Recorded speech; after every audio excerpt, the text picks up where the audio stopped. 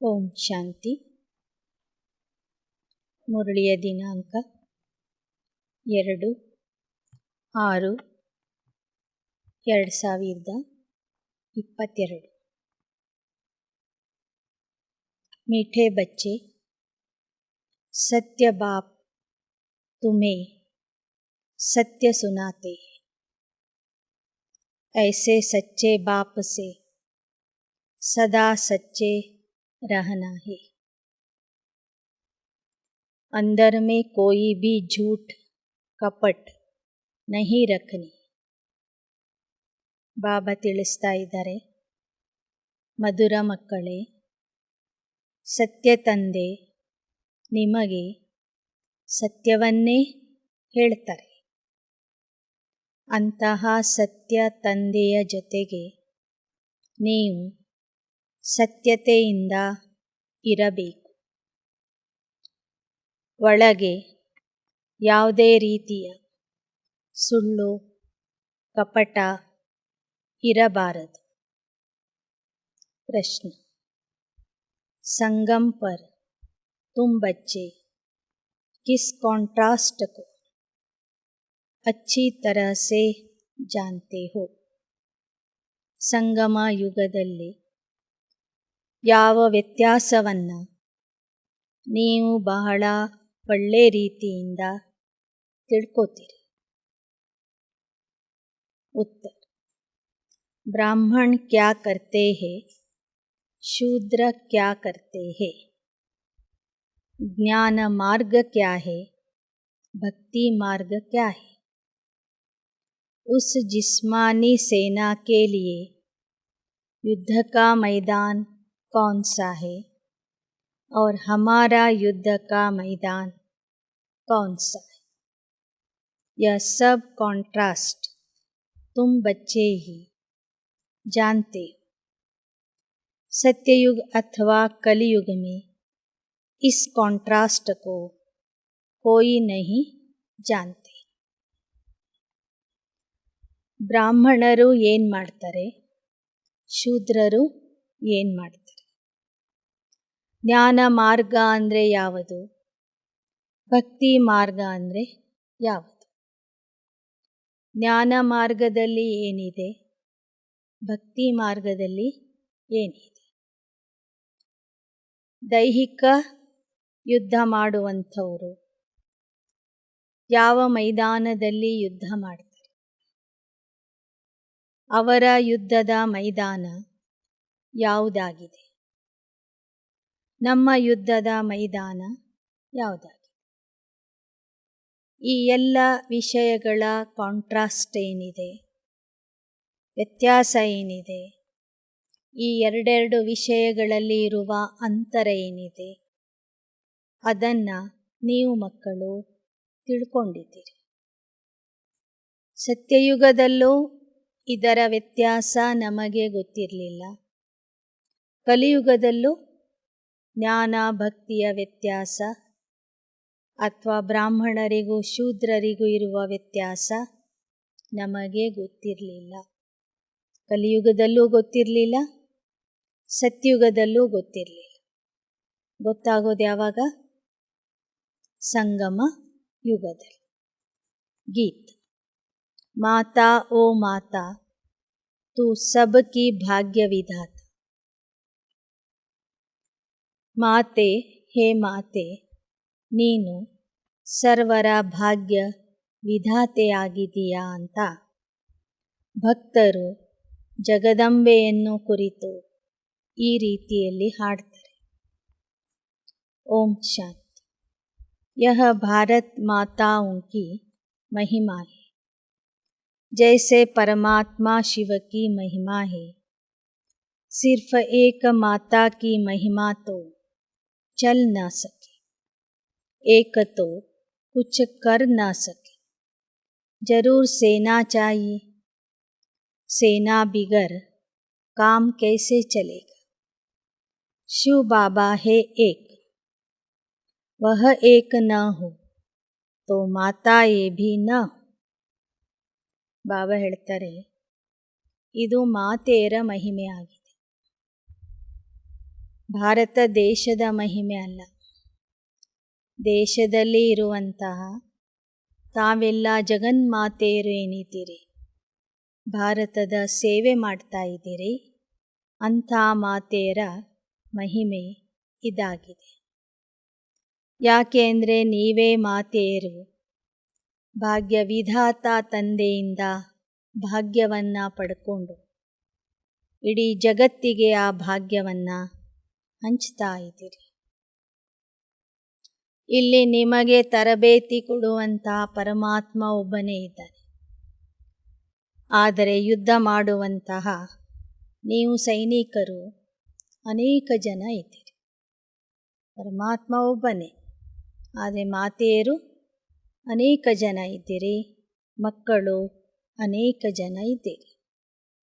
ವಹ ಏಕ ನ ಹೋ ತೋ ಮಾತಾಯೇ ಭೀ ನ ಬಚ್ಚೆ ಹೋ न ब्रह्मा कुमार कुमारियाँ, मेजॉरिटी माताओं की है, इसलिए माताओं की महिमा की जाती है. ಶಿವಬಾಬಾ ಇಲ್ಲದೆ ಹೋಗಿದ್ರೆ ಮಾತೆಯರಿಗೆ ಇಷ್ಟೊಂದು ಮಾನ್ಯತೆ ಸಿಗ್ತಿರಲಿಲ್ಲ, ಮಹಿಮೆ ಆಗ್ತಿರಲಿಲ್ಲ. ಇಲ್ಲಿ ವಿಶೇಷವಾಗಿ ಮಾತೆಯರ ಬಗ್ಗೆ ಯಾಕೆ ಗಾಯನ ಮಾಡಲಾಗ್ತದೆ? ಮಾತೆಯರಿಗೆ ಜಗನ್ಮಾತೆಯರು, ದೇವಿಯರು ಅಂತ ಯಾಕೆ ಹೇಳ್ತಾರೆ? ಯಾಕೆ ಅಂದರೆ ಈ ಜ್ಞಾನ ಮಾರ್ಗದಲ್ಲಿ ಪುರುಷಾರ್ಥ ಮಾಡುವಂಥವರು ಹೆಚ್ಚಿನ ಸಂಖ್ಯೆಯಲ್ಲಿ ಮಾತೆಯರೇ ಇದ್ದಾರೆ. ಶಿವಶಕ್ತಿ ಸೈನ್ಯದಲ್ಲಿ ಹೆಚ್ಚಿನ ಸಂಖ್ಯೆ ಯಾರ್ದಿದೆ? ಮಾತೆಯರ್ದಿದೆ. ಆ ಕಾರಣದಿಂದ ಮಾತೆಯರ ಮಹಿಮೆ ಜಾಸ್ತಿ ಇದೆ. भारत माताएं शिव शक्ति गुप्त सेना है और अहिंसक है, कोई भी प्रकार की हिंसा नहीं करती. हिंसा दो प्रकार की होती, एक है काम कटारी चलाना, दूसरा है गोली आदि चलाना, क्रोध करना, मारना आदि. ನೀವೆಲ್ಲ ಭಾರತದ ಮಾತೆಯರು ಶಿವಶಕ್ತಿ ಸೇನೆ ಆಗಿದ್ದೀರಿ. ಆದರೆ ನಿಮ್ಮ ಸೈನ್ಯ ಗುಪ್ತವಾಗಿದೆ, ನಿಮ್ಮ ಯುದ್ಧನೂ ಗುಪ್ತವಾಗಿದೆ. ನೀವು ಅಹಿಂಸಕ ಸೈನಿಕರಾಗಿದ್ದೀರಿ. ಯಾವುದೇ ಪ್ರಕಾರದ ಹಿಂಸೆ ನೀವು ಮಾಡೋದಿಲ್ಲ. ಹಿಂಸೆ ಎರಡು ಪ್ರಕಾರದ್ದಿರ್ತದೆ. ಒಂದು ಕಾಮ ವಿಕಾರದಲ್ಲಿ ಹೋಗುವುದು ಹಿಂಸೆ ಆಗಿದೆ. ಎರಡನೆಯದು ಸ್ಥೂಲವಾಗಿ ಒಬ್ಬರಿಗೆ ಗುಂಡಾಕೋದು, ಕ್ರೋಧ ಮಾಡೋದು, ಕೈಯಿಂದ ಹೊಡೆಯೋದು, ಬಡಿಯೋದು, ಅದು ಸಹ ಹಿಂಸೆ ಆಗಿದೆ. इस समय जो भी जिस्मानी सेनाएं हैं वह दोनों हिंसा करती. आजकल बंदूक आदि चलाना माताओं को भी सिखाते. ಈ ಕಲಿಯುಗದಲ್ಲಿ ದೈಹಿಕ ಸೈನಿಕರು ಎರಡೂ ಪ್ರಕಾರದ ಹಿಂಸೆ ಮಾಡ್ತಾರೆ. ವಿಕಾರದಲ್ಲಿನೂ ಹೋಗ್ತಾ ಇರ್ತಾರೆ, ಒಂದು ಕಡೆ ಸ್ಥೂಲವಾಗಿಯೂ ಹಿಂಸೆ ಮಾಡ್ತಾರೆ, ಮತ್ತೊಂದು ಕಡೆ ಮನಸ್ಸಿನಿಂದನೂ ಜನರಿಗೆ ದುಃಖ ಕೊಡ್ತಾರೆ. ಇತ್ತೀಚೆಗೆ ಮಹಿಳೆಯರು ಸಹ ಬಂದೂಕ್ ಹಿಡಿದು ಶೂಟ್ ಮಾಡಲಿಕ್ಕೆ ಕಲ್ತಿದ್ದಾರೆ. ಸೈನ್ಯದಲ್ಲಿನೂ ಮಹಿಳೆಯರು ಸೇರ್ಕೊಳ್ತಾ ಇದ್ದಾರೆ. ವಹ ಜಿಸ್ಮಾನಿ ಸೇನಾ ಕಿ ಮಾತಾಯಿ और यह रूहानी सेना की दैवी संप्रदाय वाली माताएं. ಆ ಸೈನ್ಯದಲ್ಲಿ ಇರುವಂಥವರು ದೇಹ ಬಲದಿಂದ ಯುದ್ಧ ಮಾಡೋರು. ಈ ಸೈನ್ಯದಲ್ಲಿ ಇರೋರು ಆತ್ಮಿಕ ಬಲದಿಂದ ಯುದ್ಧ ಮಾಡೋರು. ಈ ಸೈನ್ಯದಲ್ಲಿ ಇರೋರು ದೈವಿ ಸಂಪ್ರದಾಯದ ಮಾತೆಯರು, ಆ ಸೈನ್ಯದಲ್ಲಿ ಇರೋರು आसुरी संप्रदायದ माते.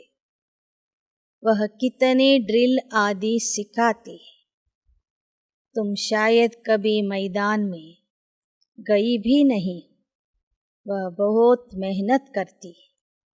ಬಾಬಾ ಹೇಳ್ತಾರೆ, ದೈಹಿಕ ಸೈನ್ಯದಲ್ಲಿ ಸೇರ್ಕೋಬೇಕಾದ್ರೆ ಎಷ್ಟು ಟ್ರೈನಿಂಗ್ ತಗೋಬೇಕು, ಪರಿಶ್ರಮ ಪಡಬೇಕು. ಮಿಲಿಟ್ರಿಯಲ್ಲಿ ಸೇರಬೇಕಂದ್ರೆ ಸುಮ್ಮನೆ ಸೇರಿಸ್ಕೊಳ್ಳಲ್ಲ. ಆದರೆ ಇಲ್ಲಿ ಎಲ್ಲರನ್ನೂ ಬಾಬಾ ಸೇರಿಸ್ಕೊಳ್ತಾರೆ. ವಯಸ್ಸಾದವರು, ಚಿಕ್ಕವರು, ದೊಡ್ಡವರು, ಕುಂಟ್ರು, ಕುರುಡ್ರು, ರೋಗಿಗಳು ಯಾರಿದ್ರೂ ಈ ಸೈನ್ಯದಲ್ಲಿ ಸೇರ್ಕೋಬೋದು. ಆ ಸೈನ್ಯದಲ್ಲಿ 1 kg ತೂಕ ಕಡಿಮೆ ಇದ್ದರೂ ಸೇರಿಸ್ಕೊಳ್ಳಲ್ಲ, ಹೈಟ್ ಸ್ವಲ್ಪ ಕಡಿಮೆ ಇದ್ದರೂ ಸೇರಿಸ್ಕೊಳ್ಳಲ್ಲ. ಇಲ್ಲಿ ಯಾರಿದ್ರೂ ಬಾಬಾ ಏನು ಮಾಡ್ತಾರೆ, ಈ ಸೇನೆಯಲ್ಲಿ ಸೇರಿಸ್ಕೋತಾರೆ.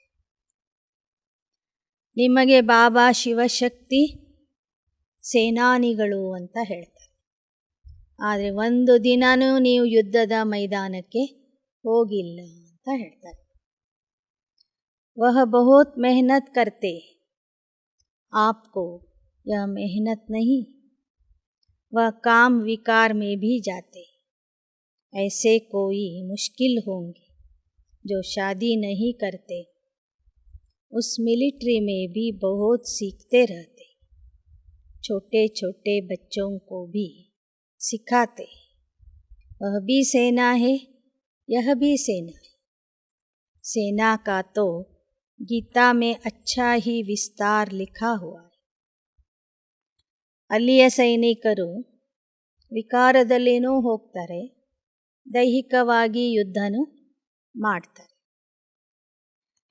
ಮದುವೆ ಮಾಡಿಕೊಳ್ಳದೇನೆ ಇರುವಂಥವರು ಬಹಳ ಕಡಿಮೆ ಜನ ಇದ್ದಾರೆ ಆ ಸೈನ್ಯದಲ್ಲಿ. ಆದರೆ ಈ ಸೈನ್ಯದಲ್ಲಿ ಕುಮಾರಿಯರು ಇದ್ದಾರೆ, ಕುಮಾರರು ಇದ್ದಾರೆ, ಗೃಹಸ್ಥದಲ್ಲಿ ಇದ್ದು ಪವಿತ್ರ ಜೀವನ ನಡೆಸುವಂಥವರು ಇದ್ದಾರೆ. ಸೈನ್ಯದ ವಿಸ್ತಾರ ಭಗವದ್ಗೀತೆಯಲ್ಲಿ, ಮಹಾಭಾರತದಲ್ಲಿ ಬಹಳ ಉತ್ತಮ ರೀತಿಯಿಂದ ಬರೆದಿದ್ದಾರೆ. ಪಾಂಡವರ ಸೈನ್ಯ ಹೇಗಿತ್ತು, ಕೌರವರ ಸೈನ್ಯ ಹೇಗಿತ್ತು, ಸಂಖ್ಯೆಯಲ್ಲಿ ಎಷ್ಟು ವ್ಯತ್ಯಾಸ ಇತ್ತು, ಗುಣದಲ್ಲಿ ಎಷ್ಟು ವ್ಯತ್ಯಾಸ ಇತ್ತು. ಇವರು ಕಡಿಮೆ ಜನ ಇದ್ರೂ ಇವರೇ ವಿಜಯಶಾಲಿಗಳಾದರು ಅಂತಲೂ ತೋರಿಸಿದ್ದಾರೆ. ಯಾಕೆ ವಿಜಯಶಾಲಿಗಳಾದರು ಪಾಂಡವರು? ಅವ್ರ ಜೊತೆಗೆ ಪರಮಾತ್ಮ ಇದ್ದ ಅಂತ ಬರೆದಿದ್ದಾರೆ. ಕೃಷ್ಣ ಪರಮಾತ್ಮ ಇದ್ದ ಅಂತ ಅಲ್ಲಿ ಬರೆದಿದ್ದಾರೆ. ನಮ್ಮ ಜೊತೆಗೆ ನಾವೇ ನಿಜವಾದ ಪಾಂಡವರು. ನಮ್ಮ ಜೊತೆಗೆ ಯಾರಿದ್ದಾರೆ?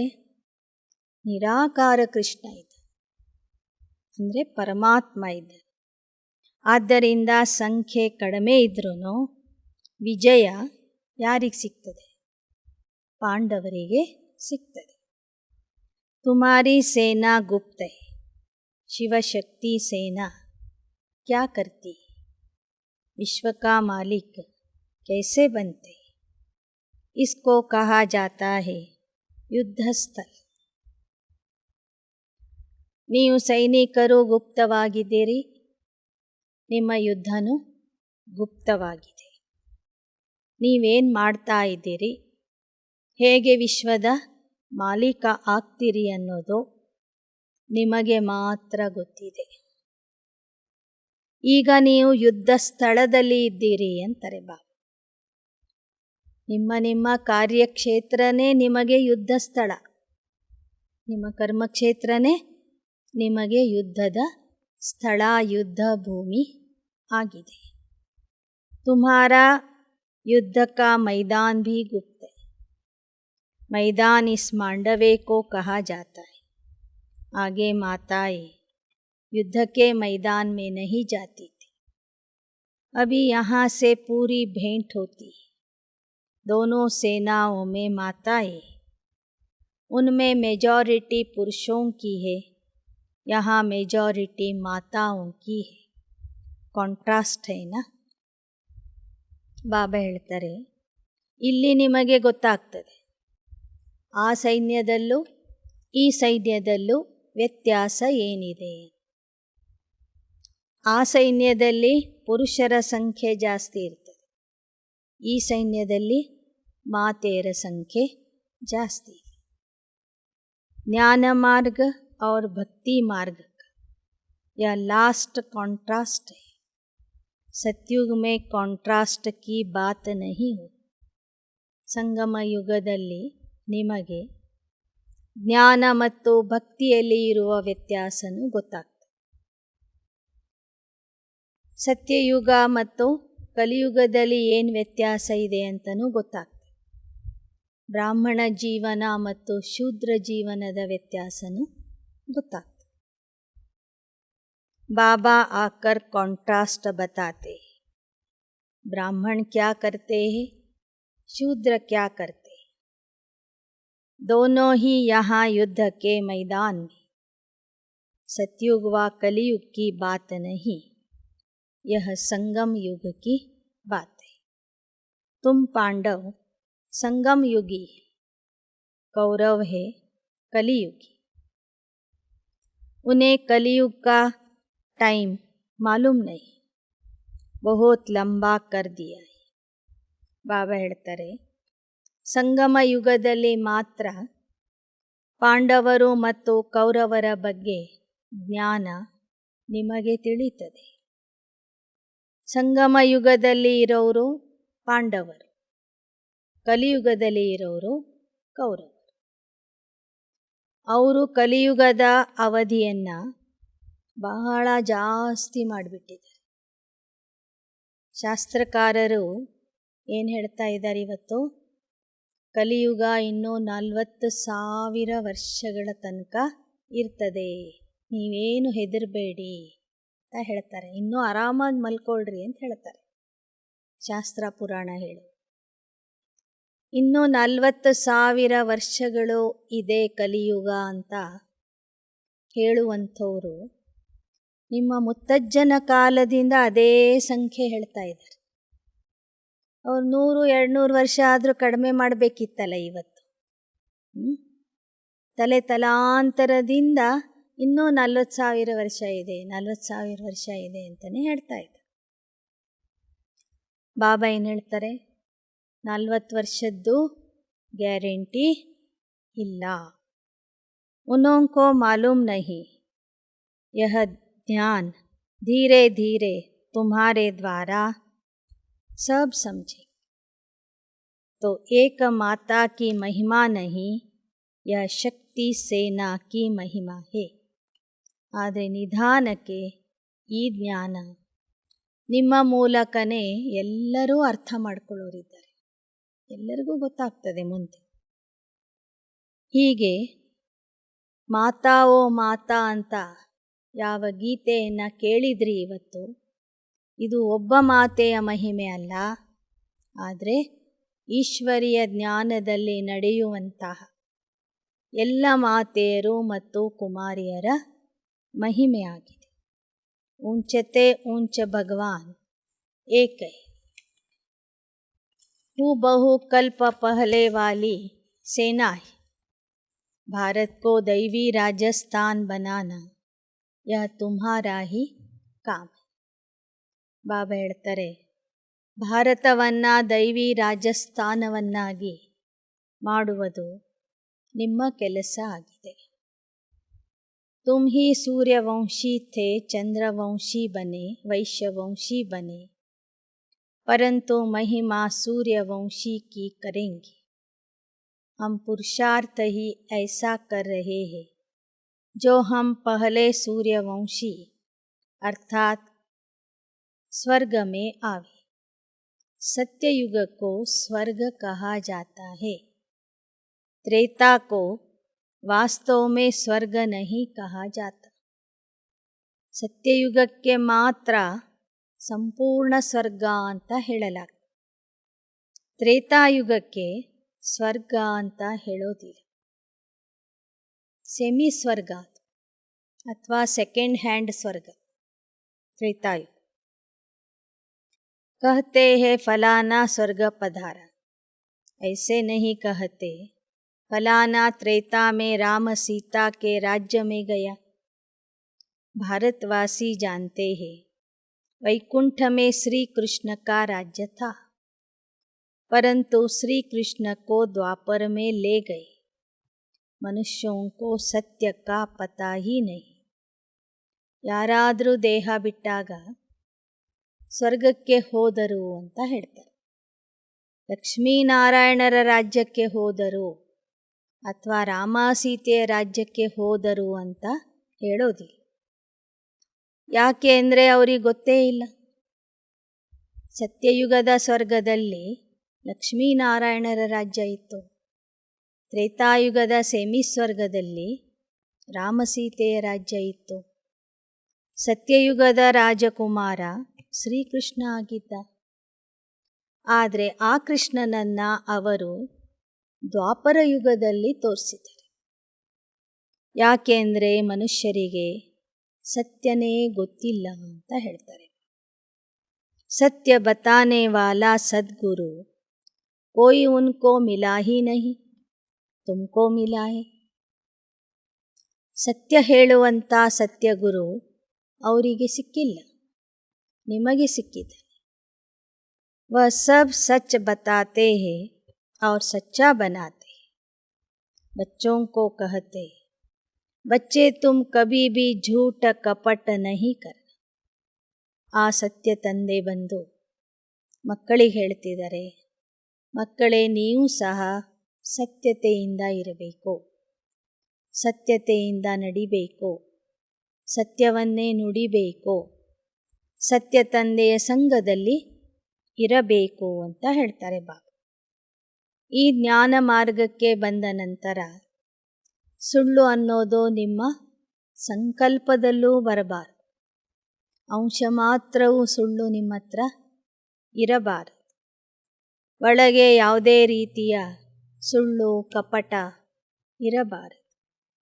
ತುಮಾರ ಕುಛ್ ಭಿ छिपा नहीं रहे तो जैसा कर्म करते हैं ऐसा पाते हैं. ಒಂದು ವೇಳೆ ತಂದೆಯ ಮಕ್ಕಳಾಗಿ ನೀವು ಸಹ ಮೋಸ ಮಾಡೋದು, ಸುಳ್ಳು ಹೇಳೋದು ಮಾಡ್ತಾ ಇದ್ದರೆ ಅದು ಒಂದಿಲ್ಲ ಒಂದಿನ ಹೊರಗೆ ಪ್ರತ್ಯಕ್ಷ. ಇನ್ನು ಯಾರು ಎಂತಹ ಕರ್ಮ ಮಾಡ್ತಾರೋ ಅಂತಹ ಫಲವನ್ನು ಪಡಿತಾರೆ. ಬಾಪ್ ತೋ ಅಚ್ಛೆ ಕರ್ಮ ಸಿಕ್ಲಾತೆ high, Ishwara K pass Koi ಕಾ ವಿಕರ್ಮ छिप नहीं सकता. ಬಾಬಾ ಅಂತೂ ಒಳ್ಳೆಯ ಕರ್ಮಗಳನ್ನು ಕಲಿಸ್ತಾರೆ. ಅಂದ ಮೇಲೆ ಒಳ್ಳೆಯ ಕರ್ಮಗಳನ್ನೇ ನಾವು ಮಾಡಬೇಕು. ವಿಕರ್ಮ ಮಾಡಿದರೆ ಅದು ಮುಚ್ಚಿ ಇಡೋದಕ್ಕೆ ಆಗೋದಿಲ್ಲ. ಸ್ವಲ್ಪ ಸಮಯ ಮುಚ್ಚಿಡ್ಬೋದು, ಜನರಿಂದ ಮುಚ್ಚಿ ಇಡ್ಬೋದು, ಧರ್ಮರಾಜನಿಂದ ಮುಚ್ಚಿ ಇಡೋದಕ್ಕೆ ಆಗೋದಿಲ್ಲ. कर्म भोग भी बहुत कड़ा होता है, बल तुम्हारा यह अंतिम जन्म है तो भी सजा खानी पड़ेगी, क्योंकि अनेक जन्मों का हिसाब किताब चुकतू होना है. ಒಮ್ಮೊಮ್ಮೆ ಕರ್ಮಭೋಗನೂ ಬಂದ್ಬಿಡ್ತದೆ ನಮಗೆ, ಅಂದರೆ ಕಾಯಿಲೆ ಬರ್ತದೆ. ಈ ಜನ್ಮದಲ್ಲಿ ಭಲೆ ನಾವು ಪಾಪ ಮಾಡಿಲ್ಲ, ಆದರೆ ಅನೇಕ ಜನ್ಮಗಳ ಲೆಕ್ಕಾಚಾರ ಇದೆ. ಆ ಕಾರಣದಿಂದ ಶಿಕ್ಷೆ ಅನುಭವಿಸಬೇಕಾಗ್ತದೆ. ಬಾಬಾನೇ ಸಮझाया, काशी कलवट खाते, जब तक प्राण निकले तब तक भोगना भोगनी पड़ती, बहुत कष्ट सहन करना पड़ता है. एक तो कर्म भोग बीमारी आदि का, दूसरा फिर विकर्मों की सजा. उस समय कुछ बोल नहीं सकते, चिल्लाते रहते, त्राही त्राही करते. ಬಾಬಾ ಹೇಳ್ತಾರೆ, ಭಕ್ತರು ಕಾಶಿಗೆ ಹೋಗಿ ದೇಹ ಹತ್ಯೆ ಮಾಡಿಕೊಳ್ತಿದ್ರು. ತಮ್ಮ ದೇಹವನ್ನೇ ಒಂದು ಬಾವಿಯಲ್ಲಿ ಹಾರಿ ಅಲ್ಲಿ ತಮ್ಮ ದೇಹವನ್ನು ಬಿಡ್ತಿದ್ರು. ಅದಕ್ಕೆ ಅವರು ಆತ್ಮಹತ್ಯೆ ಅಂತ ಹೇಳ್ಕೋತಾರೆ. ಆದರೆ ಅದು ಆತ್ಮಹತ್ಯೆ ಅಲ್ಲ, ದೇಹದ ಹತ್ಯೆ ಆಗ್ತಿತ್ತು. ದೇಹದ ಹತ್ಯೆ ಆಗುವಾಗ ಮೇಲಿಂದ ಒಂದು ಖಡ್ಗ ಇಟ್ಟಿರ್ತಾರೆ, ಒಳಗೆ ಕತ್ತಿ ಇಟ್ಟಿರ್ತಾರೆ, ಅದರ ಮೇಲೆ ಇವರು ಹಾರ್ತಾರೆ ಮೇಲಿಂದ.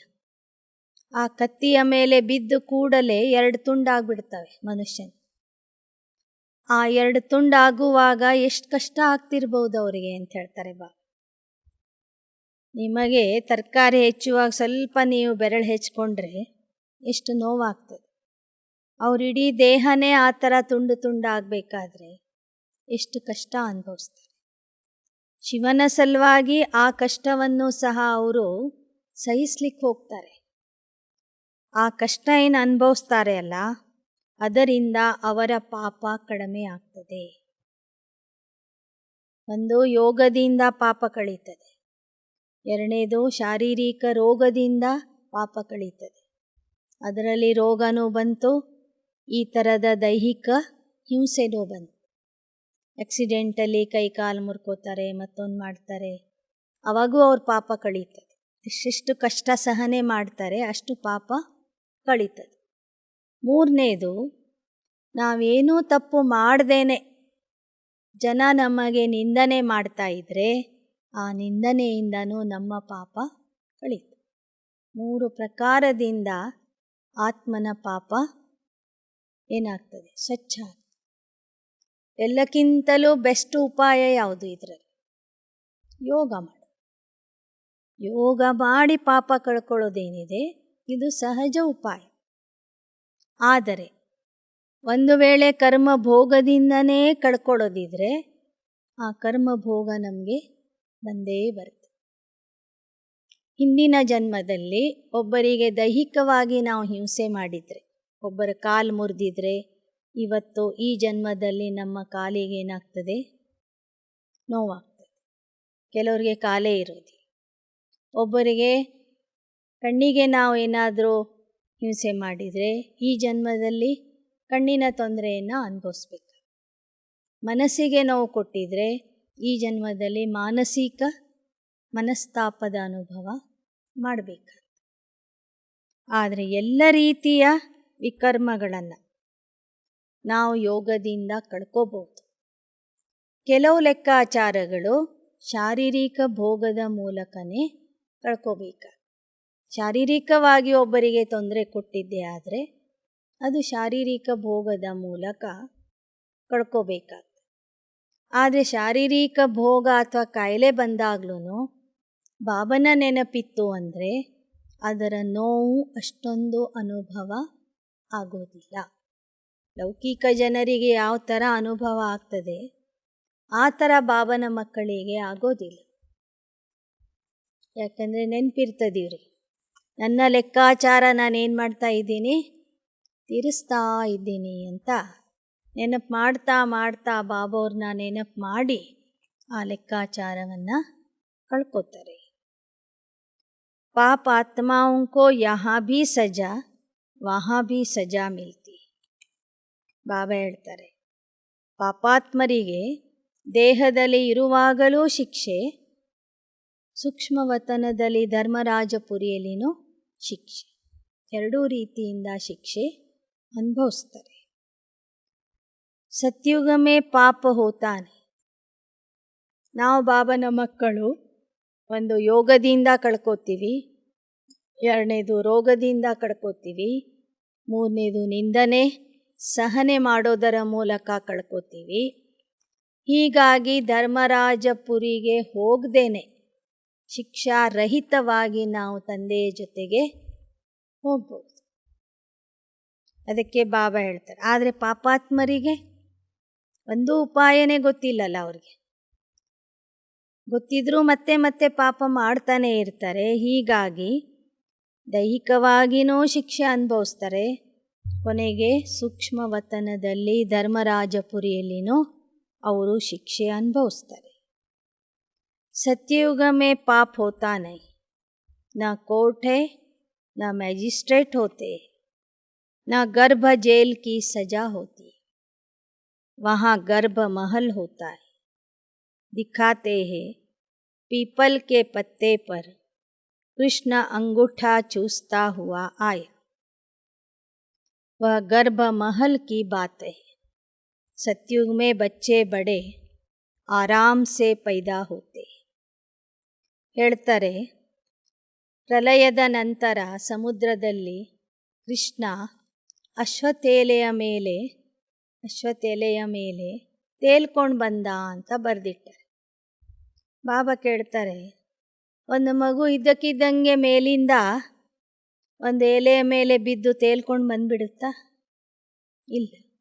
ಶ್ರೀಕೃಷ್ಣನು ತಾಯಿಯ ಗರ್ಭದಿಂದನೇ ಹುಟ್ಟುತ್ತಾನೆ. ಆದರೆ ಅಲ್ಲಿ ಗರ್ಭ ಅನ್ನೋದು ಅರಮನೆಯಾಗಿರ್ತದೆ. ತಾಯಿಗೂ ಕಷ್ಟ ಇರೋದಿಲ್ಲ, ಮಗುವಿಗೂ ಕಷ್ಟ ಇರೋದಿಲ್ಲ. इस दुनिया में आदि मध्य अंत्य दुख है. उस दुनिया में दुख का नाम नहीं, सुख ही सुख है. यह ज्ञान भारतवासियों के लिए और धर्म वालों के लिए नहीं, परंतु जो और धर्मों में कन्वर्ट हो गए हैं वह निकल आएंगे. ಈ ಪ್ರಪಂಚದಲ್ಲಿ ಎಲ್ಲಿ ನೋಡಿದ್ರೂ ದುಃಖನೇ ದುಃಖ ಇದೆ. ಆ ಪ್ರಪಂಚದಲ್ಲಿ ಸುಖನೇ ಸುಖ ಇರ್ತದೆ. ಈ ಜ್ಞಾನ ವಿಶೇಷವಾಗಿ ಇರುವುದು ಭಾರತವಾಸಿಗಳ ಸಲುವಾಗಿ. ಇತರ ಧರ್ಮದವರು ಈ ಜ್ಞಾನ ಕೇಳೋದಿಲ್ಲ. ಕನ್ವರ್ಟ್ ಆಗಿ ಹೋದವರು ಮಾತ್ರ ಕೇಳ್ತಾರೆ ಮತ್ತೆ ವಾಪಸ್ ಬರ್ತಾರೆ. जो और धर्मों में कन्वर्ट हो गए हैं वह निकल आएंगे, आकर योग सीखेंगे. योग पर समझाने के लिए तुमको निमंत्रण मिलता है तो तैयारी करनी चाहिए. ಬಾಬಾ ಹೇಳ್ತಾರೆ, ಯೋಗದ ಬಗ್ಗೆ ನಮಗೂ ತಿಳಿಸ್ರಿ ಅಂತ ಜನ ಕರೀತಾರೆ. ಈಗ ಜೂನ್ 21ಕ್ಕೆ ಯೋಗ ಡೇ ಬಂತು. ನಿಮಗೂ ಕರೀತಾರೆ, ಯೋಗದ ಬಗ್ಗೆ ಹೇಳ್ರಿ ಅಂತ. ಅಲ್ಲಿ ಹೋಗಿ ನೀವು ರಾಜಯೋಗದ ಬಗ್ಗೆ ಹೇಳಬೇಕಾದ್ರೆ ಮೊದಲೇ ತಯಾರಿ ಮಾಡ್ಕೊಂಡು ಹೋಗಬೇಕು ಅಂತ ಹೇಳ್ತಾರೆ ಬಾಬಾ. ಯಾವುದೇ ಒಂದು ಭಾಷಣ ಮಾಡಬೇಕಂದ್ರೆ ಮೊದಲೇ ನೀವು ಪಾಯಿಂಟ್ಸ್ ಎಲ್ಲ ರೆಡಿ ಮಾಡಿಕೊಂಡು ಹೋಗಿ ತಿಳಿಸ್ಬೇಕು. समझाना है भारत का प्राचीन योग सब भूल गए. भगवान कहते मन मना भव. ನಿಜವಾದ ಯೋಗ ಅಂದರೆ ಏನು, ಯಾರು ಕಲಿಸ್ತಾರೆ ಅದನ್ನು ನೀವು ತಿಳಿಸ್ಬೇಕು. ಭಾರತದ ಪ್ರಾಚೀನ ಯೋಗ ಅಂದ್ರೇ ರಾಜಯೋಗ. ಅದನ್ನು ಪರಮಾತ್ಮ ಕಲಿಸ್ತಾನೆ. ಆ ಯೋಗದ ಮೂಲ ವಿಷಯ ಆಗಿದೆ ಮನ್ಮನಾಭವ. ಆತ್ಮ ಆಗಿ ಪರಮಾತ್ಮ ತಂದೆಯನ್ನು ನೆನಪು ಮಾಡಿ. ಬಾಪ್ ಕಹತೆ ಮೈ ಸಬ್ ಕಾ ಪಿತಾ मेरी महिमा सब गाते, सर्वशक्तिमान, ज्ञान का सागर, सुख का सागर, आदि आदि. यह भी टॉपिक अच्छी. शिव परमात्मा की महिमा और कृष्ण की महिमा बताओ. ಪರಮಾತ್ಮನಿಗೂ ಕೃಷ್ಣನಿಗೂ ಇರುವ ವ್ಯತ್ಯಾಸ ತಿಳಿಸ್ಕೊಟ್ರು. ಪರಮಾತ್ಮ ಆನಂದದ ಸಾಗರ, ಸುಖದ ಸಾಗರ, ಸರ್ವಶಕ್ತಿಮಂತ. ಕೃಷ್ಣ ಸರ್ವಗುಣ ಸಂಪನ್ನ, 16 ಕಲಾ ಸಂಪೂರ್ಣ, ಮರ್ಯಾದಾ ಪುರುಷೋತ್ತಮ್, ಸಂಪೂರ್ಣ ನಿರ್ವಿಕಾರಿ ಮತ್ತು ಸಂಪೂರ್ಣ ಅಹಿಂಸಕ್. ಇದು ದೇವತೆಗಳ ಮಹಿಮೆ. ಪರಮಾತ್ಮನ ಮಹಿಮೆನೇ ಬೇರೆ, ಕೃಷ್ಣ, ಲಕ್ಷ್ಮೀ, ನಾರಾಯಣ ಇತ್ಯಾದಿ ದೇವತೆಗಳ ಮಹಿಮೆನೇ ಬೇರೆ ಅಂತ ಜನರಿಗೆ ತಿಳಿಸ್ರಿ. अब जज करो कि गीता का भगवान कौन है. यह जबरदस्त टॉपिक है. ಮೊದಲು ಕೃಷ್ಣನಿಗೂ ಪರಮಾತ್ಮನಿಗೂ ಇರುವ ವ್ಯತ್ಯಾಸ ಹೇಳ್ಕೊಡ್ರಿ. ನಂತರ ಅವ್ರಿಗೆ ಪ್ರಶ್ನೆ ಮಾಡ್ರಿ, ಗೀತಾ ಜ್ಞಾನ ಕೊಡೋನು ಯಾರು, ಪರಮಾತ್ಮನೋ ಅಥವಾ ಸತ್ಯಯುಗದ ರಾಜಕುಮಾರ ಆಗಿರುವಂಥ ಕೃಷ್ಣ? ಆಗ ಅವ್ರಿಗೆ ಗೊತ್ತಾಗ್ತದೆ. ಗೀತಾ ಜ್ಞಾನದಾತ ದೇಹಧಾರಿಯಾಗಿರುವಂಥ ಶ್ರೀಕೃಷ್ಣ ಅಲ್ಲ, ನಿರಾಕಾರ ಪರಮಾತ್ಮ ಆಗಿದ್ದಾನೆ ಅನ್ನೋದನ್ನು ನೀವು ಮಕ್ಕಳು ಸಿದ್ಧ ಮಾಡಿ ಹೇಳಬೇಕು. इस पर तुम्हें समझाना है. बोलो हम जास्ती समय नहीं लेंगे, 1 मिनट दे तो भी ठीक है. भगवान वाच्य है मन मना भव मामेकम ಯಾದ್ ಕರೋ. ಬಾಬಾ ಹೇಳ್ತಾರೆ, 1-2 ನಿಮಿಷಗಳಲ್ಲಿ ನೀವು ಜ್ಞಾನದ ಸಾರ ಹೇಳಬಹುದು. ಶ್ರೀಕೃಷ್ಣನಿಗೆ ದೇಹ ಇದೆ, ಅಪ್ಪ ಅಮ್ಮ ಇದ್ದಾರೆ. ಅವನು ಯಾರಿಗೂ ನಾನು ಸರ್ವರ ತಂದೆ ಅಂತ ಹೇಳೋದಿಲ್ಲ. ನಿಮ್ಮೆಲ್ಲರಿಗೂ ನಾನೇ ತಂದೆ, ನನ್ನನ್ನು ನೆನಪು ಮಾಡಿರಿ ಅಂತ ಹೇಳೋದಿಲ್ಲ. ಆದರೆ ಪರಮಾತ್ಮ ಎಲ್ಲರಿಗೂ ತಂದೆ ಆಗಿರುವ ಕಾರಣ ಅವನು ಹೇಳ್ತಾನೆ, ಸರ್ವಧರ್ಮಾನ್ ಪರಿತ್ಯಜ್ಯ ಮಾಮೇಕಂ ಶರಣಂ ವ್ರಜ. ನಿಮ್ಮ ದೇಹದ ಧರ್ಮ ಜಾತಿಗಳನ್ನು ಮರೆತು ನನ್ನೊಬ್ಬನನ್ನೇ ನೆನಪು ಮಾಡ್ರಿ ಅನ್ನುವ ಆದೇಶ ನಿರಾಕಾರ ಪರಮಾತ್ಮ ಮಾತ್ರ ಕೊಡಲಿಕ್ಕಾಗ್ತದೆ ವಿನಃ ದೇಹಧಾರಿಗಳು ಯಾರೂ ಈ ಥರ ಹೇಳಲಿಕ್ಕೆ ಆಗೋದಿಲ್ಲ. ಮಾಮೇಕಂ ಯಾದ್ ಕರೋ ತೋ ವರ್ಷಾ ಮಿಲೇಗಾ ಯಹ ಕಿಸ್ನೆ ಕಹಾ. ನನ್ನನ್ನು ನೆನಪು ಮಾಡಿದರೆ ನಿಮಗೆ ಸ್ವರ್ಗದ ಆಸ್ತಿ ಸಿಗ್ತದೆ ಎಂಬ ವಿಚಾರ ಯಾರು ಹೇಳ್ತಾರೆ? ನಿರಾಕಾರ परमात्मा ब्रह्मा तन द्वारा ब्राह्मण बच्चों को कहा. इनको ही पांडव सेना भी कहते. रूहानी यात्रा पर ले जाने के लिए तुम पंडे. ನಿರಾಕಾರ ಪರಮಾತ್ಮ ಬ್ರಹ್ಮಾರವರ ಮೂಲಕ ನೀವೆಲ್ಲ ಬ್ರಾಹ್ಮಣರನ್ನು ರಚನೆ ಮಾಡಿ ನಿಮಗೆ ಪಾಂಡವರು ಅಂತ ಹೆಸರು ಕೊಡ್ತಾರೆ. ನೀವೆಲ್ಲ ಪಾಂಡವ ಸೇನೆಯಲ್ಲಿ ಇರ್ತಕ್ಕಂತಹ ಮಾರ್ಗದರ್ಶಕರಾಗಿದೆ. ಪಂಡ ಅಂದರೆ ಏನು? ಗೈಡ್ ಅಂತ ಅರ್ಥ. ಆತ್ಮಿಕ ಯಾತ್ರೆ ಕಲಿಸುವಂತಹ ಪಾಂಡವರು ಅಥವಾ ಮಾರ್ಗದರ್ಶಕರು ನೀವಾಗಿದೆ. ಉನ್ಕೋ ಫಿರ್ ಕೈಸೆ ರಿಫೈನ್ ಕರ್ ಸಮझाए सो बच्चों को ख्याल करना है. ಜನ್ಮ ಜನ್ಮಾಂತರದಿಂದ ಭಾರತವಾಸಿಗಳ ಬುದ್ಧಿಯಲ್ಲಿ ಏನಿದೆ? ಗೀತಾ ಜ್ಞಾನ ಶ್ರೀಕೃಷ್ಣ ಕೊಟ್ಟಿದ್ದಾನೆ ಅಂತ ಇದೆ. ಎರಡನೇದು ಪರಮಾತ್ಮ ಸರ್ವವ್ಯಾಪಿ ಅಂತ ಇದೆ. ಈ ಎರಡನ್ನೂ ನೀವು ಸಿದ್ಧ ಮಾಡಿ ಹೇಳಬೇಕಾದ್ರೆ ಎಷ್ಟು ನೀವು ವಿಚಾರ ಮಾಡಬೇಕು. ಜನರಿಗೆ ಹರ್ಟ್ ಆಗಬಾರ್ದು, ನೋವಾಗಬಾರ್ದು, ಭಕ್ತರ ಭಾವನೆಗೆ ಧಕ್ಕೆ ಆಗಬಾರ್ದು. ಆದರೆ ಇರುವ ಸತ್ಯ ಜ್ಞಾನ ಅವ್ರಿಗೆ ಅರ್ಥ ಆಗಬೇಕು. ಇದಕ್ಕಾಗಿ ಬಾಬಾ ಹೇಳ್ತಾರೆ, ಬಚ್ಚೋಂ ಕೋ ಬಹುತ್ ಖ್ಯಾಲ್ ಕರ್ನಾ ಚಾಹಿಯೆ. ಈ ಗೀತಾ ಜ್ಞಾನದ ಬಗ್ಗೆನೇ ಹುಬ್ಬಳ್ಳಿಯಲ್ಲಿ ಅಷ್ಟೊಂದು ದೊಡ್ಡ ಮ್ಯೂಸಿಯಂ ಈಗ ಮಾಡಿದ್ದಾರೆ. ಭಗವದ್ಗೀತೆಯಲ್ಲಿ ಕೃಷ್ಣನೇ ಹೇಳ್ತಾನೆ ಅರ್ಜುನನಿಗೆ, ನೀನು ಆ ಪರಮಾತ್ಮನನ್ನು ನೆನಪು ಮಾಡು ಅಂತ ಹೇಳ್ತಾನೆ. ಅವನ ಕಡೆ ಬೆರಳು ತೋರಿಸ್ತಾನೆ. ಹೇಳ್ತಾನೆ, ನಾನು ನೀನು ಅನೇಕ ಜನ್ಮಗಳಿಂದ ಜೊತೆಗೆ ಜನ್ಮ ತಾಳಿದ್ದೀವಿ ಅಂತ. ಇಂಥ ಅನೇಕ ಶ್ಲೋಕಗಳ ಮೂಲಕ ನಾವು ಸಿದ್ಧ ಮಾಡಿ ಹೇಳ್ಬೋದು, ಗೀತಾ ಜ್ಞಾನದಾತ ನಿರಾಕಾರ ಪರಮಾತ್ಮ ಆಗಿದ್ದಾನೆ ಅಂತ. तुम बाप को याद करते हो तो मुक्ति जीवन मुक्ति का वर्षा मिलता है. हम है ब्रह्मा कुमार कुमारियाँ. वास्तव में तुम भी हो, परंतु तुमने बाप को पहचाना नहीं है. ಜನರಿಗೆ ಹೇಳ್ರಿ, ನಾವು ಯಾವ ಥರ ಬ್ರಹ್ಮ ಕುಮಾರ್ ಕುಮಾರಿ ಆಗಿದ್ದೀವಿ, ಹಾಗೆ ನೀವು ಸಹ ಬ್ರಹ್ಮನ ಮಕ್ಕಳೇ. ಆದಿದೇವ ಬ್ರಹ್ಮ, ಈ ಸೃಷ್ಟಿಗೆ ಆದಿಮಾನವನೇ ಬ್ರಹ್ಮ ಅಂದ ಮೇಲೆ ಎಲ್ಲರೂ ಬ್ರಹ್ಮನ ವಂಶಜರೇ. ನೀವು ಬ್ರಹ್ಮ ಕುಮಾರ್ ಕುಮಾರಿಯರು, ನಾವು ಬ್ರಹ್ಮ ಕುಮಾರ್ ಕುಮಾರಿ. ನಾವು ತಿಳ್ಕೊಂಡಿದ್ದೇವೆ, ನೀವು ಅದನ್ನು ತಿಳ್ಕೊಂಡಿ. ನಾವು ಹೆಮ್ಮೆಯಿಂದ ಹೇಳ್ಕೋತೀವಿ, ನಾವು ಬ್ರಹ್ಮ ಕುಮಾರ್ ಕುಮಾರಿಯರು, ನೀವು ಹೇಳ್ಕೊಳ್ಳೋದಿಲ್ಲ. ಅಷ್ಟೇ ವ್ಯತ್ಯಾಸ ಅಂತ ತಿಳಿಸ್ರಿ. भारत में ही लक्ष्मी नारायण का राज्य था. परमात्मा आकर ऐसे देवता बनाते. छोटे छोटे बच्चे बुलंद आवाज़ से बड़ी बड़ी सभा में समझाए तो कितना प्रभाव पड़ेगा. समझेंगे ज्ञान तो इनमें है, भगवान का रास्ता यह बताते. ಬಾಬಾ ಹೇಳ್ತಾರೆ, ಚಿಕ್ಕ ಚಿಕ್ಕ ಕುಮಾರಿಯರು ಚಿಕ್ಕ ಚಿಕ್ಕ ಮಕ್ಕಳು ಹೋಗಿ ದೊಡ್ಡ ದೊಡ್ಡ ಸಭೆಗಳಲ್ಲಿ ಧೈರ್ಯದಿಂದ ಭಾಷಣ ಮಾಡಿಬಿಟ್ರೆ ಜನರಿಗೆಲ್ಲ ಆಶ್ಚರ್ಯ ಆಗ್ತದೆ, ಜನ ಪ್ರಭಾವಿತರಾಗ್ತಾರೆ.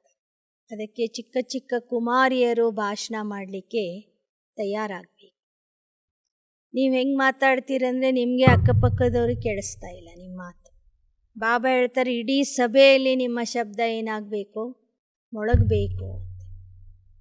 ಆ ಥರ ನೀವು ಕುಮಾರಿಯರು ಜ್ಞಾನವನ್ನು ಹೇಳಲಿಕ್ಕೆ ಕಲಿಬೇಕು. ಆಗ ಜನ ಒಪ್ಕೋತಾರೆ, ಇವರಲ್ಲಿ ಜ್ಞಾನ ಇದೆ ಅಂತ ಒಪ್ಕೋತಾರೆ. निराकार परमात्मा कहते मुझे याद करो तो तुम्हारे विकर्म विनाश होंगे. गंगा स्नान तीर्थ आदि जन्म जन्मांतर करते पतित बनते आए.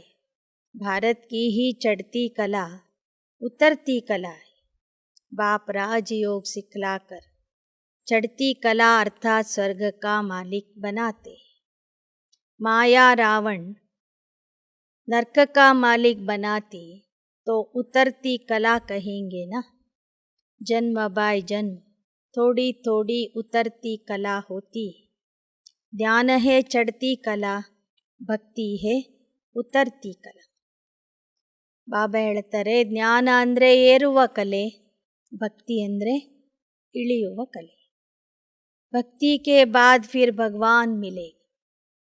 ನೀವು ಸಹ ಅನೇಕ ಜನ್ಮಗಳಿಂದ ಭಕ್ತಿ ಮಾಡ್ತಾ ಬಂದಿದ್ದೀರಿ. ಭಲೆ ಈ ಜನ್ಮದಲ್ಲಿ ಮಾಡಿರಲಿಕ್ಕಿಲ್ಲ, ಆದರೆ ಮೊದಲಿನ ಅನೇಕ ಜನ್ಮಗಳಲ್ಲಿ ಭಕ್ತಿ ಮಾಡಿರುವ ಕಾರಣನೇ ನಿಮಗೆ ಭಗವಂತ ಸಿಕ್ಕಿದ್ದಾನೆ. ಭಕ್ತಿಯ ಫಲನೇ ಜ್ಞಾನ, ಜ್ಞಾನದ ಫಲನೇ ಭಗವಂತನ ಪ್ರಾಪ್ತಿ. ಜ್ಞಾನ ಸಾಗರನೇ ನಿಮಗೆ ಸಿಗ್ತದೆ. वही ज्ञान का सागर है. ज्ञान अंजन सद्गुरु दिया, अज्ञान अंधेर दूर ಅರ್ಥಾತ್ ವಿನಾಶ್. ಜ್ಞಾನ ಸಾಗರ ತಂದೆ ಬಂದು ಜ್ಞಾನ ಅಂಜನ ಕೊಟ್ಟಾಗ ನಿಮ್ಮಲ್ಲಿ ಇರುವ ಅಜ್ಞಾನ ಅಂಧಕಾರ ದೂರ ಆಗ್ತದೆ. ವಹಿ ಸತ್ಯ ಗುರು ಸದ್ಗತಿ ದಾತ ಪತಿತ ಪಾವನ್ ಲಿಬ್ರೇಟರ್. ಸತ್ಯಗುರು ಒಬ್ಬನೇ. ದೇಹಧಾರಿ ಗುರುಗಳು ಎಷ್ಟು ಜನ ಇದ್ದಾರೆ? ಗುರು ಲೋಗ್ ತೋ ಢೇರ್ ಕೆ ಢೇರ್, ರಾಶಿ ರಾಶಿ ಜನ ಗುರುಗಳಿದ್ದಾರೆ ನಮ್ಮ ದೇಶದಲ್ಲಿ. ಆದರೆ ಎಲ್ಲ ಗುರುಗಳಿಗೂ ಗುರು ಸತ್ಯಗುರು, ಜಗತ್ತಿಗೆ ಗುರು, ಪರಮಗುರು, ವಿಶ್ವಗುರು ಯಾರು? ಪರಮಾತ್ಮ ಒಬ್ಬನೇ. ಜಗತ್ತು ಒಂದೇ ಇದೆ ಅಂದರೆ ಜಗತ್ತಿಗೆ ಗುರುನು ಒಬ್ಬರೇ ಇರಬೇಕಲ್ಲ. ಒಂದೊಂದು ಜಿಲ್ಲೆಯಲ್ಲಿ ಎಷ್ಟೆಷ್ಟೋ ಜನ ಜಗದ್ಗುರುಗಳು ಇದ್ದಾರೆ. ಈಗ ಹಳ್ಳಿಯಲ್ಲಿ ಜಗದ್ಗುರುಗಳು. ಆದರೆ ಜಗತ್ತು ಒಂದೇ ಅಂದಮೇಲೆ ಜಗತ್ತಿಗೆ ಗುರುನು ಒಬ್ಬನೇ ಇದ್ದಾನೆ. ಅವನೇ ಸತ್ಯಗುರು ಪರಮಗುರು ಆಗಿದ್ದಾನೆ. ವಹ ಬೇಹದ್ ಕಾ ಸುಖ ದೇನೆ ವಾಲಾ ಬಾಪ್ ಭಿ. ಅವನು ಸತ್ಯ ಗುರುನೂ ಆಗಿದ್ದಾನೆ, ಜೊತೆಗೆ ತಂದೆಯೂ ಆಗಿದ್ದಾನೆ. ಬೇಹದ್ದಿನ ತಂದೆ, ಬೇಹದ್ದಿನ ಸುಖ ಕೊಡುವಂಥ ತಂದೆ. ಬೇಹದ್ ಕಾ ದುಃಖ ರಾವಣ ದೇತೆ ಹೇ, ವಹ ಬಡಾ ದುಶ್ಮನ್ ಹೇ. और बेहद का सुख बाप देते. बाप ने सारा राज हमको समझाया है. हर एक में यह 5 विकार प्रवेश है. इसलिए 10 शीश वाला रावण बनाते. यह बात विद्वान पंडित नहीं जानते. 10 ತಲೆ ಇರ್ತಕ್ಕಂಥ ವ್ಯಕ್ತಿ ಯಾರೂ ಇರೋದಿಲ್ಲ. 10 ತಲೆಗಳು ಅಂದರೆ 5 ವಿಕಾರಗಳು. ವಿಕಾರಗಳನ್ನು ಸೇರಿಸಿ, ಪುರುಷನಲ್ಲಿ ಇರುವ 5 ವಿಕಾರಗಳು, ಹೆಣ್ಣಿನಲ್ಲಿ ಇರುವ 5 ವಿಕಾರಗಳನ್ನು ಸೇರಿಸಿ 10 ವಿಕಾರಗಳ ಸಾಂಕೇತಿಕವಾಗಿ ರಾವಣನಿಗೆ 10 ತಲೆಗಳನ್ನು ತೋರಿಸಿದರು. ಈ ವಿಚಾರ ಈ ದೇಶದ ವಿದ್ವಾನ ಪಂಡಿತರಿಗೂ ಗೊತ್ತಿಲ್ಲ. ಅಬ್ ಬಾಪ್ನೆ ಸಮझाया राम राज्य कब से कहाँ तक चलता है. रावण का राज्य कब चलता है। रावण है बेहद का दुश्मन, उसने कितनी दुर्गति की है। ಭಾರತ್ ಹಿ ಹೆವನ್ ಥಾ ಜೋ ಭೂಲ್ ಗಯೆ. ಈಗ ಬಾಬಾ ಹೇಳ್ತಾರೆ, ರಾಮರಾಜ್ಯ ಎಷ್ಟು ಸಮಯ ನಡೀತದೆ, ರಾವಣ ರಾಜ್ಯ ಎಷ್ಟು ಸಮಯ ನಡೀತದೆ. ರಾವಣ ಭಾರತದ ದೊಡ್ಡ ಶತ್ರು ಆಗಿದೆ, ರಾಮ ಭಾರತದ ಮಿತ್ರ ಆಗಿದೆ. ರಾಮ ಅಂದ್ರೇ ಇಲ್ಲಿ ನಿರಾಕಾರ ರಾಮ, ತ್ರೇತಾಯುಗದ ರಾಜ ಅಲ್ಲ. ನಿರಾಕಾರ ರಾಮನೇ ಭಾರತದ ಮಿತ್ರ, ರಾವಣ ಭಾರತದ ಶತ್ರು. ರಾಮ ಸದ್ಗತಿ ಕೊಡ್ತಾನೆ, ರಾವಣ ದುರ್ಗತಿ ಮಾಡ್ತಾನೆ. तुम बच्चों को बाप की श्रीमत मिलती है, बच्चे बाप को याद करो. अल्फ और बे परमात्मा स्वर्ग की स्थापना करते, रावण फिर नरक स्थापन करते. तुमको स्वर्ग स्थापन करने वाले बाप को याद करना है. भल गृहस्थ व्यवहार में रहो, शादी आदि पर जाओ. जब फुर्सत मिले तो बाप को याद करो. ಗೃಹಸ್ಥ ವ್ಯವಹಾರದಲ್ಲಿ ಇರುವಂತಹ ಮಾತೆಯರಿಗೆ, ಅಣ್ಣಂದಿರಿಗೆ ಬಾಬಾ ಹೇಳ್ತಾರೆ, ನಿಮ್ಮ ಗೃಹಸ್ಥ ವ್ಯವಹಾರವನ್ನು ಸಂಭಾಲನೆ ಮಾಡಿ. ಮದುವೆ ಇತ್ಯಾದಿ ಕಾರ್ಯಕ್ರಮಗಳಿಗೂ ಹೋಗ್ರಿ, ಆದರೆ ಸಮಯ ಸಿಕ್ಕಾಗ ಬಾಬೋರ್ನ ನೆನಪು ಮಾಡಿ. शरीर निर्वाह अर्थ कर्म करते, जिसके साथ तुम्हारी सगाई हुई है उसे याद करना है. ಶರೀರ ಪೋಷಣೆಗಾಗಿ ಕೆಲಸನೂ ಮಾಡಿ, ಆದರೆ ಪ್ರತಿಯೊಂದು ಕರ್ಮ ಮಾಡುವಾಗ ನಿಮ್ಮ ನಿಶ್ಚಿತಾರ್ಥ ಯಾರ ಜೊತೆಗಾಗಿದೆಯೋ ಅವನನ್ನು ನೆನಪು ಮಾಡಿ. ನಿಶ್ಚಿತಾರ್ಥ ಯಾರ ಜೊತೆಗಾಗಿದೆ? ಜಗತ್ತಿಗೆ ಪ್ರಿಯತಮನಾಗಿರುವಂಥ, ಸಾಜನಾಗಿರುವಂತಹ ಪರಮಾತ್ಮನ ಜೊತೆಗೆ ನಿಶ್ಚಿತಾರ್ಥ ಆಗಿದೆ ಅಂದರೆ ಅವನನ್ನೇ ನಾವು ನೆನಪು ಮಾಡಬೇಕು. ಜಬ್ ತಕ್ ಉನ್ಕೆ ಘರ್ ಜಾಯೆ ತಬ್ ತಕ್ ಭಲ್ ತುಮ್ ಸಬ್ ಕರ್ತವ್ಯ ಕರ್ತೆ ರಹೋ, ಲೇಕಿನ್ ಬುದ್ಧಿ ಸೇ ಬಾಪ್ ಕೋ ಭೂಲೋ ನಹಿ. ಎಲ್ಲಿಯವರೆಗೆ ನೆನಪು ಮಾಡಬೇಕು? ಮನೆಗೆ ಹೋಗೋ ತನಕನೂ ನೆನಪು ಮಾಡಿ.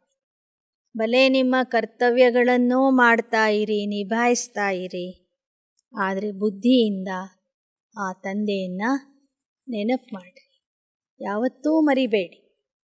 ಅಚ್ಚ ಮೀಠೆ ಮೀಠೆ ಸಿಕ್ಕಿಲದೆ बच्चों प्रति मात पिता बाप दादा का याद प्यार और गुड मॉर्निंग. रूहानी बाप की रूहानी बच्चों को नमस्ते. रूहानी बच्चों की रूहानी बाप दादा को याद प्यार, गुड मॉर्निंग और नमस्ते नमस्ते नमस्ते. धारणा के लिए मुख्य सार. सजाओं से छूटने के लिए अपने सब हिसाब किताब चुकतू करने हैं. ಶಿಕ್ಷೆಯಿಂದ ಮುಕ್ತ ಆಗಬೇಕಾದರೆ ನಿಮ್ಮ ಲೆಕ್ಕಾಚಾರವನ್ನು ಇಲ್ಲಿಯೇ ಸ್ವಚ್ಛ ಮಾಡಿಕೊಳ್ಳಬೇಕು. ಸಚ್ಚೆ ಬಾಪ್ ಸೆ ಕುಚ್ ಬಿ ಚಿಪಾನಾ ನಹಿ. ಸತ್ಯ ತಂದೆಯಿಂದ ಏನನ್ನೂ ಸಹ ಮುಚ್ಚಿ ಇಡಬಾರದು. झूठ कपट का त्याग करना है. ಸುಳ್ಳು, ಮೋಸ ಮಾಡೋದು, ವಂಚನೆ ಮಾಡೋದು, ಕಪಟತನ, ಈ ಎಲ್ಲ ದುರ್ಗುಣಗಳನ್ನು ತ್ಯಾಗ ಮಾಡಬೇಕು. ಯಾದ ಕಿ ಯಾತ್ರಾ ಮೇ ರಹನಾ ಹೈ. ನೆನಪಿನ ಯಾತ್ರೆಯಲ್ಲಿ ಇರಬೇಕು. ಎರಡನೇ, जैसे बाप अपकारियों पर भी उपकार करते हैं, ऐसे सब पर उपकार करना है.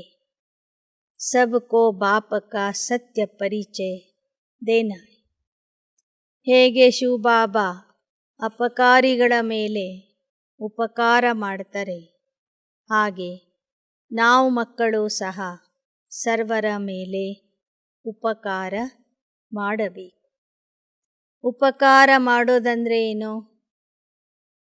ಸರ್ವರಿಗೂ ತಂದೆಯ ಸತ್ಯ ಪರಿಚಯ ಕೊಡಬೇಕು.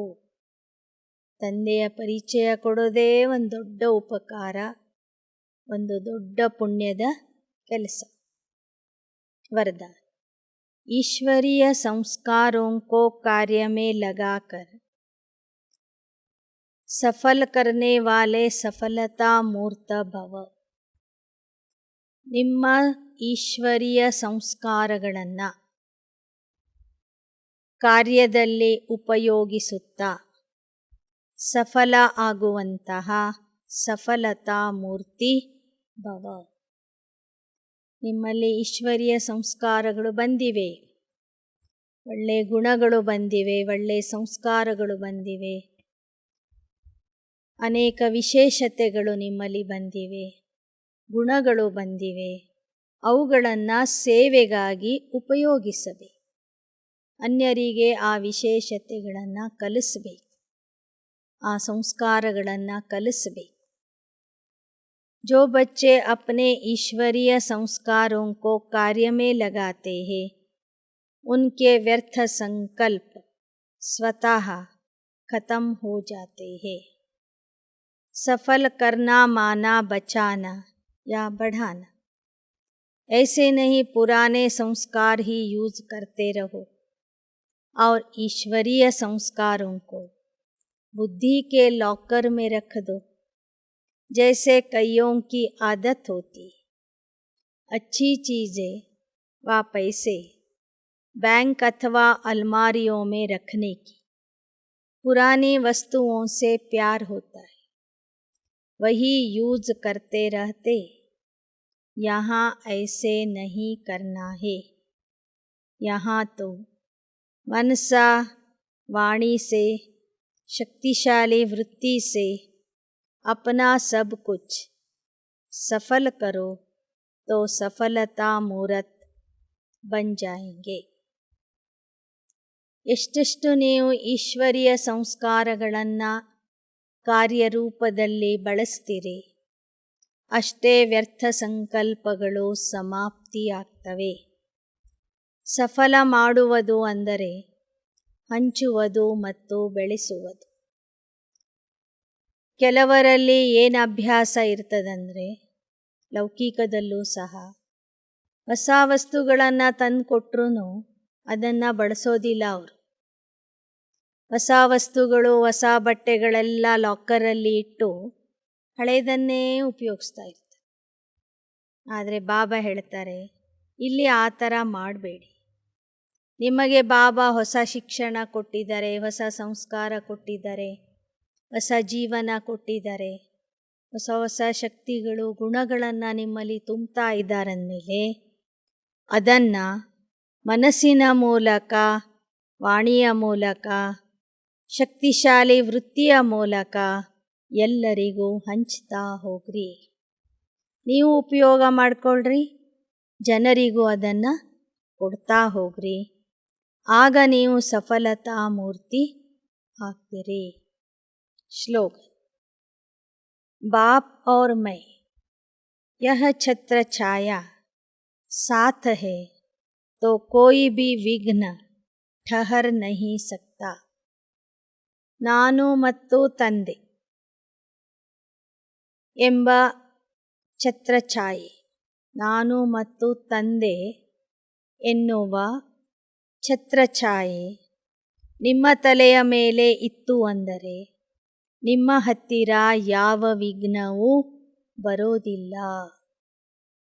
ನಾನು ಮತ್ತು ತಂದೆಯ ಸ್ಮೃತಿ ಏನಿದೆ, ಆ ಸ್ಮೃತಿನೇ ನಿಮಗೆ ಛತ್ರಛಾಯೆಯ ಕೆಲಸ ಮಾಡ್ತದೆ. ನನ್ನ ಜೊತೆಗೆ ಬಾಬಾ ಇದ್ದಾರೆ, ನಾನು ಬಾಬನ ಜೊತೆಗೆ ಇದ್ದೇನೆ.